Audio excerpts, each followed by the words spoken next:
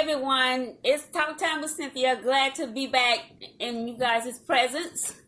But today we're gonna talk about how us as parents try to guide our kids.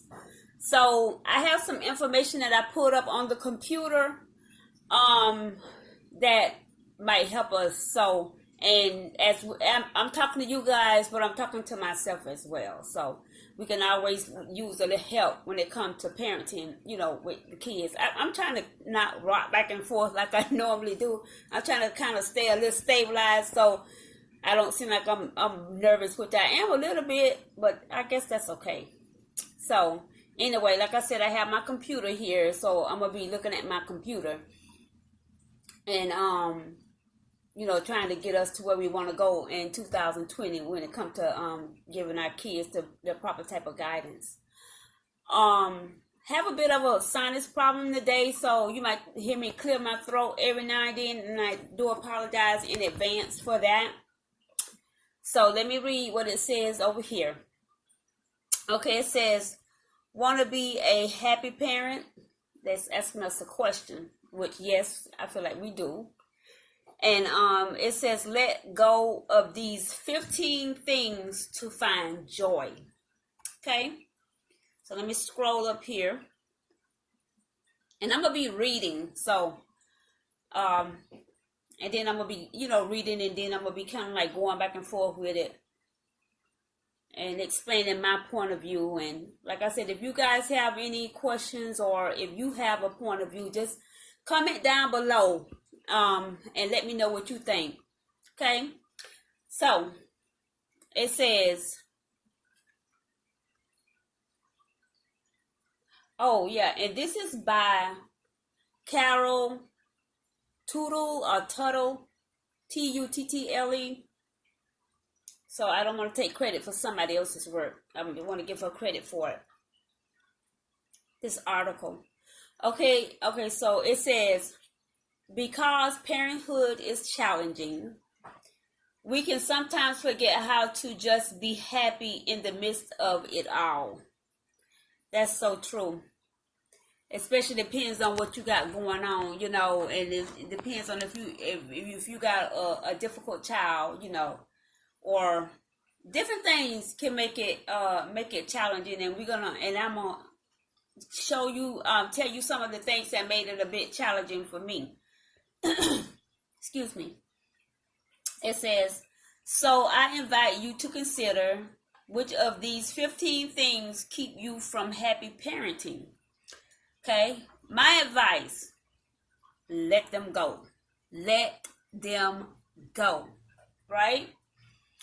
It says, allow yourself to be a happy parent for your child and yourself. So it's going to help you and the child to let some things go, the challenging parts go, and just be happy. Things happen, you have to get past it, and then just continue to just be happy. And then it says, it's time to let go of. So these 15 things you got to start letting go of. Okay, and I know I'm probably looking somewhere else, but I'm trying to get used to looking into the camera. I'm new at this, y'all, so please be a bit forgiving. Okay, it says it's time to let go of 15 things. Number 1, supposed to. It says, we were conditioned by our own early family experiences to believe that parenthood or childhood are supposed to look a certain way. Okay, but if you hold on to the way things are supposed to be, you may miss enjoying how they actually are. Okay, and then it says, be willing to question what you prioritize as a parent and why you prioritize those things.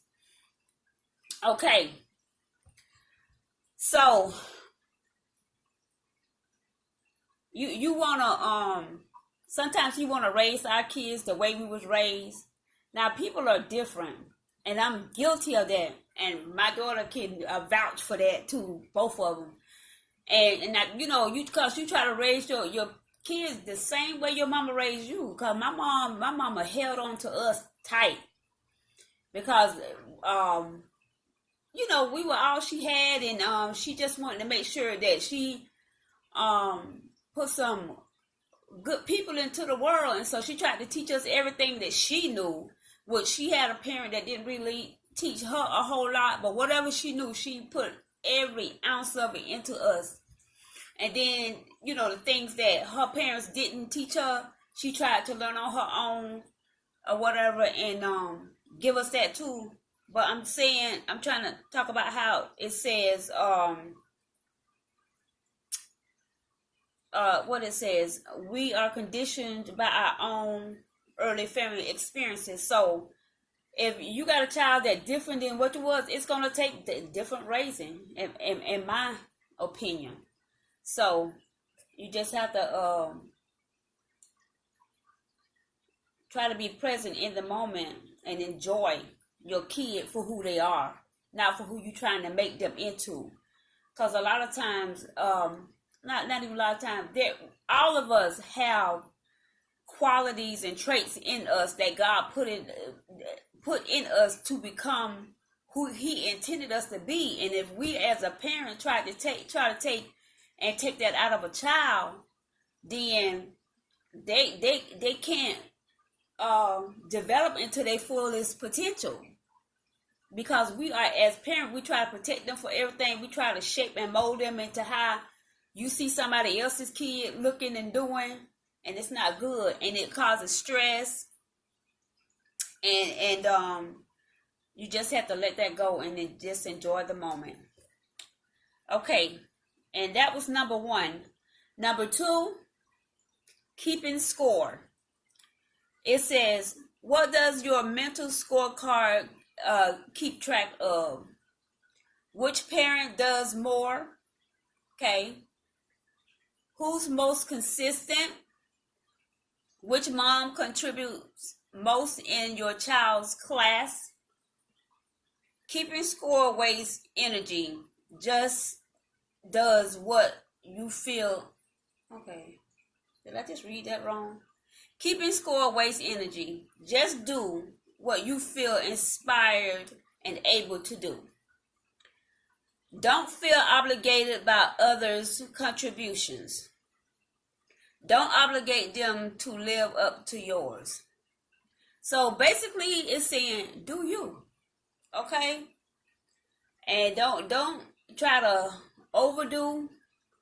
Do what comes natural to you, because somebody else might not have the same situation going on in their life that you have going on in your life. So yeah, maybe they might be able to do more. Maybe they might be able to do more because they got a father in the home. You might not have a father in the home. They might be married. You might not be married. So you don't have the time to try to keep up. So cut yourself a break. And don't feel like you're obligated to do what somebody else is doing, and don't let them make you feel bad about it, and don't make them feel bad if you're in a position where you could do more.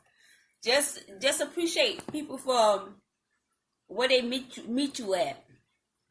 Okay, so number 3, it says force. As a parent, you have a responsibility to set boundaries. But if a child consistently resists a certain boundary, don't just force them to comply. Ask yourself and your child, why? That one word, if you could ask why, you can get a fuller understanding. Then it says, think of yourself as your child's trusted and effective guide, not their dictators. We are all guilty, aren't we, parents?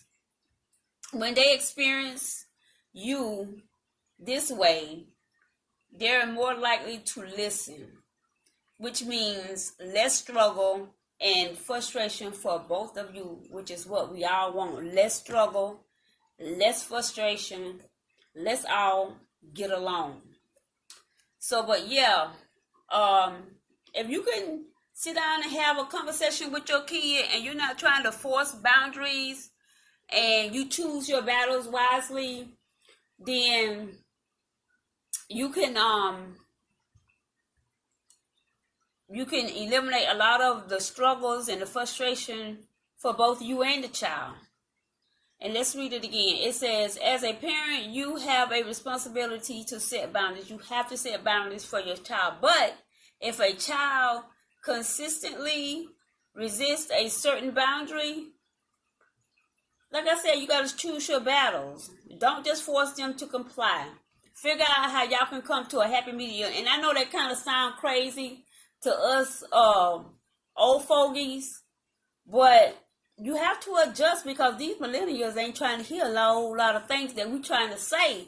And you know the Bible say they become wicked and wiser. Well, I'm thinking for good reasons, because the way the world is today, if we try to raise our kids like we was raised back, they wouldn't survive. Like we was raised back in the day, they wouldn't survive it. It's so much stuff that can create peer pressure, can create different things that can get them trapped and throw them off course. So we just have to figure out how to let them be who God intended them to be, and don't look at it in a way that it's a negative thing. Look at it as a positive. Find a positive in it, because it's there for a reason. Trust me, it is there for a reason. You know, I'm not saying everything they can get away with, but I'm just saying you just have to choose your battles. As long as it doesn't hurt anything, choose your battles. So then number 4, it says, let go of yelling. If you're not a yeller, this one isn't for you. But if you tend to yell when you upset, that ain't what that said. Let me read again. Number 4, yelling. If you're not a yeller, this one isn't for you. But if you tend to yell when upset, consider this question. Has yelling strengthened your relationship with your child?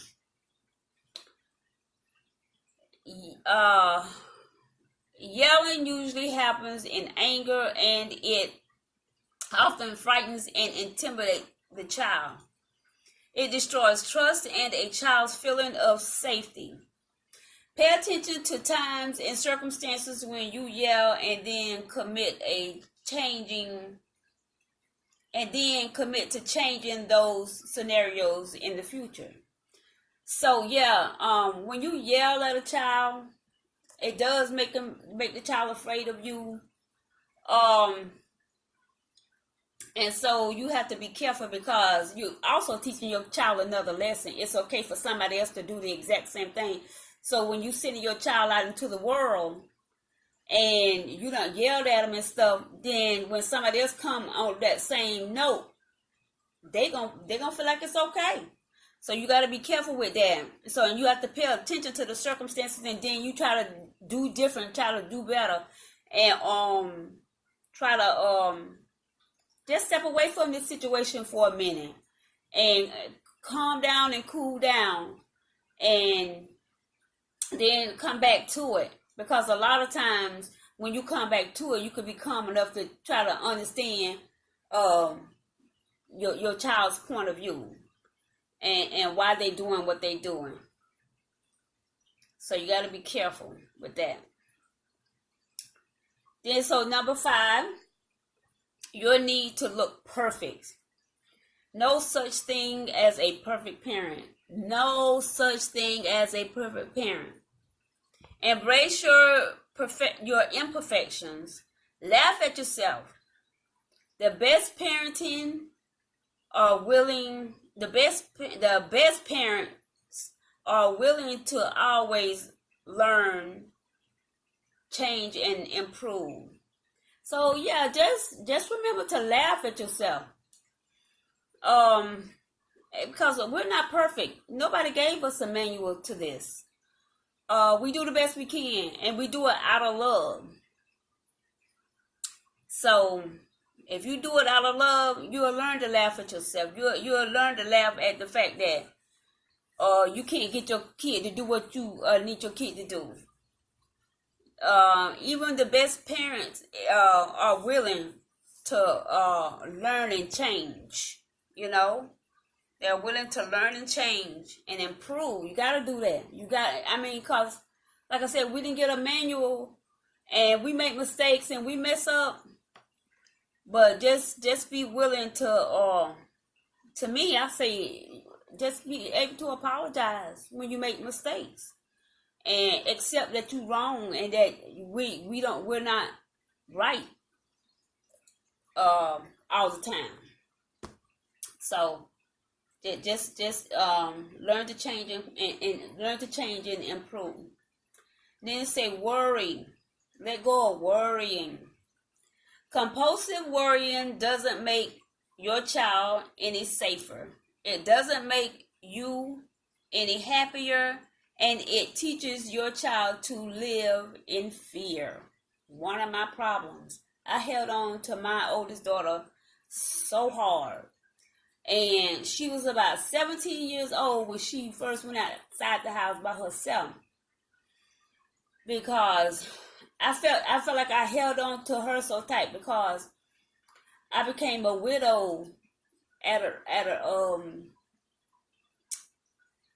early age, and so I just held on to her tight. So she was afraid to walk down to the park. And this is 17 years old, y'all. She was afraid to walk down to the park by herself, take the garbage out, to walk to school. Because I used to take her to school myself. I would drive her.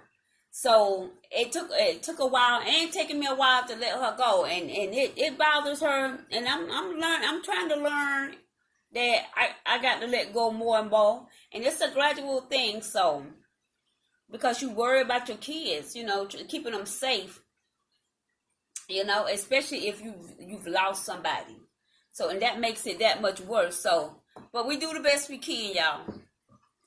It doesn't make you any happier. So you got to learn how to figure out what age it is that it's okay to just let them go. I was reading, I googled and I was reading on somebody's you know, thing. They were saying that at the age of from 6 to 7, it should be okay to let them walk down to the park by themselves with, you know, a friend, you know, the same age they are. And I'm not sure I agree with that, but that's what that was saying. And then I read somewhere else where it was saying that 12. And then also I was reading that it was like, well, it all depends on how responsible the child is. If the child have a sense of responsibility and you know that they're going to go directly to the park and they ain't going to take no detour somewhere else, and you go straight to the park and you don't go nowhere else. You understand what I'm saying? And you got some kids that do that, but then you got some kids, they adventurous. They like I said, kids are different. They going to go to the park and sneak somewhere else too. So it all depends on the maturity of the child is what I'm saying. So you got to be careful of that too. So yeah. And then when you be all afraid and stuff too, you teach your child to fear the unknown or whatever.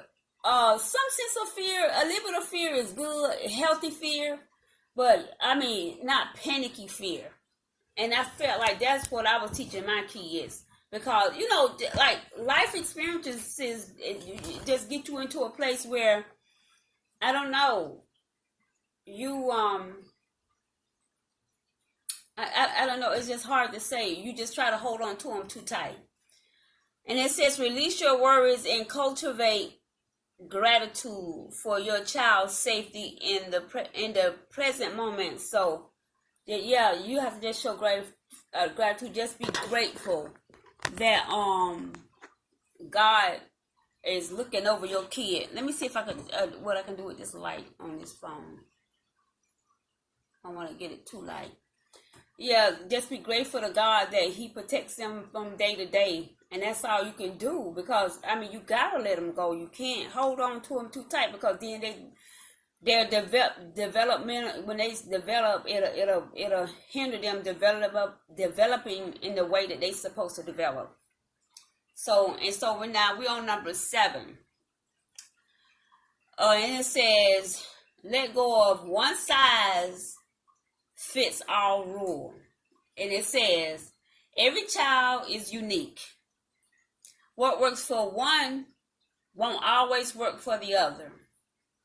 Certain standards, rules apply across the board. For example, everyone needs to speak respectfully. So that's like all across the board. You could give that to both child. Like I got 2. Like we gotta respect each other regardless of what. And we still, go through that, and you'll go through that over time because it's a learning process, right? Until they get old enough and then they get it. But consider the possibility that being a fair parent doesn't mean doing the exact same thing in the exact same way to every child. Now, I have one child who's a social butterfly. She got friends all across the board, from Haitian, Jamaican, Indian, Eskimo, Spanish, Japanese, Chinese. She got friends, and she just connects with every single body. Okay? But then I got a child who is very reserved, and she got her circle of friends, and she usually don't veer off from them circle of friends. She would love to, but she just don't. So for me, my oldest child, I can talk to her and we have conversation with what, but my young child, I feel like I have to be careful with her and make sure that I'm not coming off too hard on her. And sometimes my oldest like, well, mama, but I just feel like God put it in me to know what I need to do for each child. So don't let somebody make you feel like that this child should be doing the same that child is doing, because that's not true. Everybody move at their own pace. Everybody are their own person, their own being. And those things came with that child for a reason. And I believe that the purpose and the plan that God has for your life have something to do with that. I could be wrong. Y'all can tell me. But that's what I believe. So, and then it says, but consider possibly that being a fair parent. So yeah, just because you don't treat the one like the other doesn't mean that you're not fair. You're just trying to do the best you can. We don't, like I said, we don't have a manual. Nobody gave us no instructions. We're doing the best we can. So now it's number 8. So it says, the food fight. If you demand a certain number of bites from your child, you set yourself up for struggle at the table. And you set your children up for struggle with food later in life. Meaning that if you're trying to make them clean their plate every single time, then when they get older, they're going to feel like they need to eat everything on their plate. And sometimes they might end up having a weight problem. So you just have to be careful. And I feel like, too, one things affect another things. When they're insecure on one thing, then they're gonna be insecure on another thing, then it's like a domino effect. This affect this, that affect that, and it just keep going. And every aspect of your life is gonna be a whole bunch of like insecurity. So you have to be careful. You just have to find a way to do it. And like I said, like it said that this, the lady said in this article, you just have to do the best you can. I kind of lost my train of thought, but that's okay. And then it says, guide, direct, encourage, and prepare healthy food. Let your child voice their preference. Focus on healthy overall pattern rather than forcing a certain regimen at a special meal. So yeah, let them help you pick what we're gonna eat. I mean, yeah, for the most part, you want to plan healthy meals or whatever. But sometimes, every now and then, you can slide something in there that's not so healthy, as long as you're not doing it all the time. And another thing, like if you doing spaghetti, you can sneak some vegetables into the spaghetti. You can blend up some carrots, some broccoli, some peas, and mix it right up in that spaghetti sauce, and they'll never know the difference. But then you let them choose that the dinner is gonna be spaghetti, right? So and spaghetti is not too unhealthy. So and you'll still be sneaking some stuff in there for them. So, but yeah, just be just create focus on healthy overall patterns, and don't be so rigid, and just be a little bit more forgiving when it comes to meal planning. Then it says your role. There go my bird. Can you cover the bird up, Brittany? Because I'm telling you, he be want to have a conversation right with me when I'm having a conversation. He got to settle down. Okay, so and then number 9, it says your role as event coordinator. So you got to let go of that, being the event coordinator. It says if you feel like childhood is a treadmill you can't keep up with, you may be taking too much responsibility for your child's time. Make plans that are supportive to your child's development, but don't map out every minute of them. So cut the kid a break. It's not all work and no play, because we trying to develop them into these people that they wasn't intended to be. So yeah, they have to do their studies and work hard, but then also you got to take a break in there somewhere and just let them just go wild on the playground, or go out and hang out with their friends sometimes. I'm telling you, when you hold tight to your kid, those are those kids that make some of the ultimate mistakes, because they feeling like they missed out on something in life, and it slows them down, because when they get older, they're gonna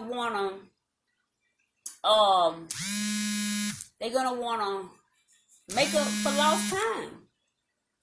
And so, and they and it's hard on them, so it's not fair.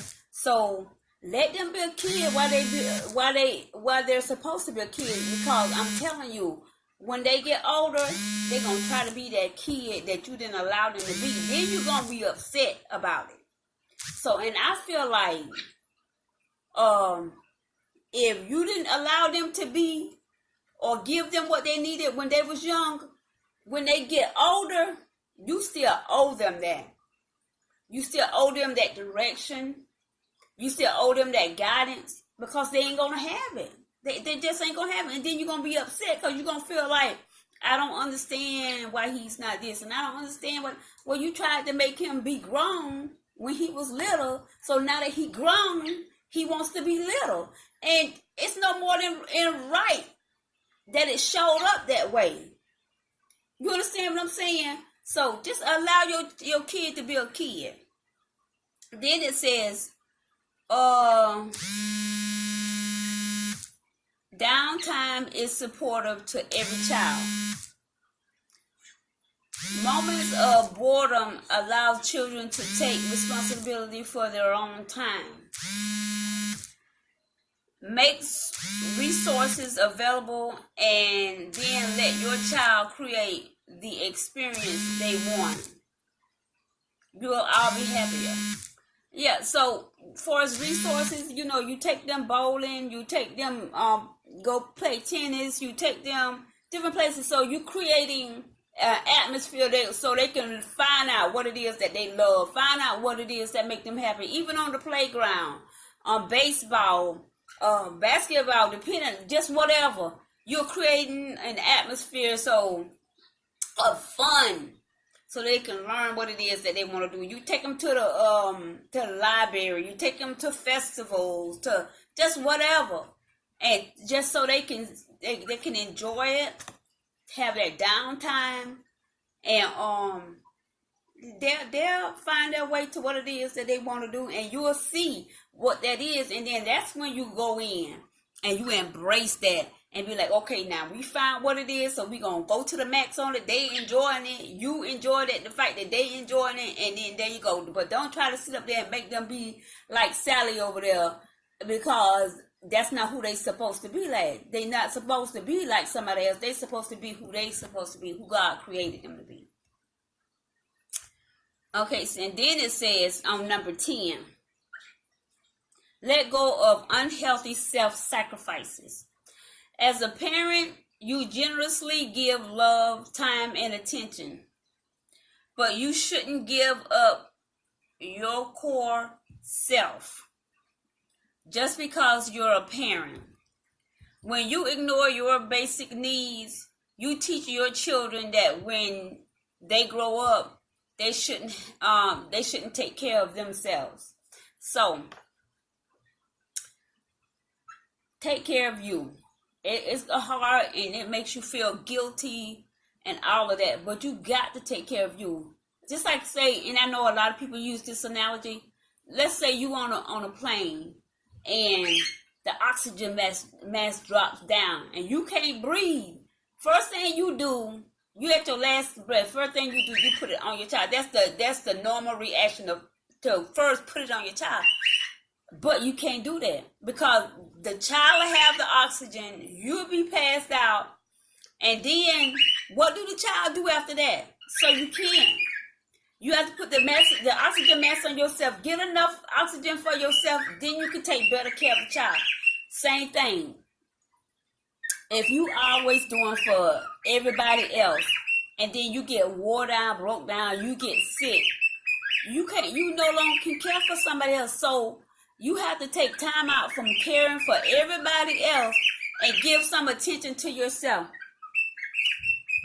Shh. Hush, hush, hush. Shh, shh, shh. But yeah, you have to give some attention to yourself. I'm trying to let my bird kind of settle down a little bit, because if I get loud, my bird get loud. And I do apologize to you guys. So I just have a few more to go. But yeah, you have to, and you can't feel bad about it, because, and if you do, just tell yourself that this is for the good, because if you don't, you break down and then you can't do for the people that you love. You know what I mean? And then it says, number 11, it says guilt. I got to keep my voice low, because if I don't, then the bird gets excited. So, and like I said, I do apologize. And it says 11 is guilt. Let go of guilt. Parents sometimes fall into the self-sacrifice trap because they feel unnecessarily guilty. Guilt can be useful if you use it to recognize where you need to make changes, and that is possible sometimes, because I mean, if you feel like you haven't been the best parent, you do need to make changes, because those kids deserve that. Because if you don't, you set them up for failure, and that's a whole nother story for another day. You set them up for failure, and it's not fair to them to don't even have a chance in the very beginning. You got to give them every chance of success. You got to. So if you're feeling guilty about something like that, you're right. But you can't feel guilty about trying to take time for yourself. And it says, and then it says, but overwhelming, paralyzing guilt that makes you feel worthless as a person or parent doesn't accomplish anything. You are enough just as you are. You understand what I'm saying? So you are enough doesn't mean that we're not perfect. We're going to be parents with faults. And we can only do the best we can do. And when somebody telling you that they're doing their best, accept them for that. And when you know who this person is, and you look at them and you can tell that they are sincere, accept the fact that they're doing their best. And then if there's something you can do to help them to meet their goal that they're trying to do for their child, then you help. Don't be judgmental. Just take them at their word. You understand what I'm saying? Some people just judge too much. Then number 12 says one-sided decision. Let go of one-sided decision. And this is what it says about that. As the parent, you often have the final word, but you and your child will both be happier if it's not the only way. When age appropriate, involve your child in decisions that will affect them. By showing children the decision-making process, you will empower them to make their own good decisions in the future. You don't want to send them out in the world not knowing how to make the right decisions. So when they're young, you allow them to help make some decisions. You give them a choice about dinner. You give them a choice about putting on outfits. You give them a choice about where they can go. You don't just dictate to them for everything, because when they get older, then they're going to look to you, and then when you're no longer around, when they're living in another town, when maybe you're not here in this world anymore, then that's when it goes hectic and haywire, you know. So you got to allow them to make some of those decisions on their own. Then number 13 says let go of negative messages. Okay, I'm still trying to remember where the camera is. It says so many messages are repeated to children. You're too old. You're too quiet. You ask too many questions. You're exhausting. You're demanding. You're too talkative. You should make more friends. Quit moving. Speak up. Settle down. Smile more. You can comment on the exact same behavior in a positive way. Okay? For example, you can see the trait of you're too talkative as you really make friends easily. So the point is, don't always say no, stop, don't. Just take and say, you really, I really think you should do it this way, or just find a whole different way of saying it, because a lot of no, don't. It's not a good thing for a child. It affects their development. Then number 14 says your own childhood story. Let that go. What did you experience that you most want your child to avoid? Being teased at school? Lack of money? Feeling not enough? Your fears may actually set up that same pattern to be recreated. Don't trap your child now in your fears of the past. Let them go. Create what you want, not what you don't want. So the whole time we're trying to help our kids to avoid the things that we had to go through. The fact that we point them out, and instead of allowing that child to just develop on their own, to experience their own experiences and stuff, we try to trap them into the past of what we went through. So some of the things that our parents pointed out, we never would have thought about that negativeness until our parents pointed it out. So just be positive and always be excited about the new stuff that they're going to experience, the new stuff that they're going to go through, so that you don't create those traps for our kids and make them be afraid of the same things we were afraid of. It's not good, because you want them to develop into the person that they're supposed to be. And that was number 14. Number 15, and our final one, it says, let go of giving up. Okay, let go of giving up. And it reads, I've heard from parents who worry that they've damaged their child, or that they've made a mistake that will last a lifetime. I've said this many times. Okay. It's never too late. That's what I'm gonna say. It's never too late to interject. Okay, so and then it says it's never too late. There you go. It's never too late to be a better parent. Whether your children are 4 or 40, they respond to guidance, love. Oh, hold on. Let me read that again. Y'all, I apologize. It says, whether your child are 4 or 40, they respond to genuine love from their parents. The effect of mistakes may take a little longer to overcome if your child is older, but it's never impossible to show up as the happy, supportive parent that you are meant to be. Don't give up. You have enough. Don't give up. You have everything you need to be a good parent, and I believe that. I'm a strong believer that when you have children, everything that you need to be the best parent that you can be, God has already put it in you before you ever thought about having a child, because He already know that we're gonna be parents. So I feel like whatever it is that your child needs, you already possess it. And the only thing you got to do is to love the child for it to start to develop and come out. Because automatically you're going to be on point every time.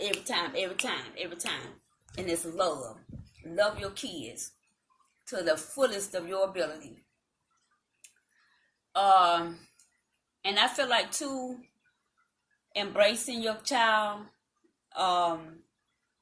and not always saying I love you and showing. I feel like that's good too. And then it says at the end, it says, okay, take a deep breath. It's time to let go of whatever keeps you stuck and let the happiness in. So take a deep breath and let go of what's keeping the happiness in. Because when you keep the happiness in, you damage your child. So you got to let go and let God help you be the best parent that you can be. Okay? I love you guys, and I appreciate you for hanging in there. This video is a little bit long. Let me know if it's too long, and then I'll try to shorten it or whatever. Don't want to lose my audience, and my viewers and my subscribers. I want to keep you guys interested. But I just want to say thank you so much. Don't forget to like my videos and subscribe to my channel, and give me thumbs up if you like it. Thumbs down if you don't. If you don't like it, let me know why. When you give me a thumbs down, let me know why. Maybe I can make some changes and do different. But let's keep it positive, and I appreciate that part of it. Don't forget to comment down below. Don't forget to share with your friends, and I appreciate it. And I love you guys so much. I love you, love you, love you, love you, love you. And I'll talk to you next time. Thank you so much. Bye-bye.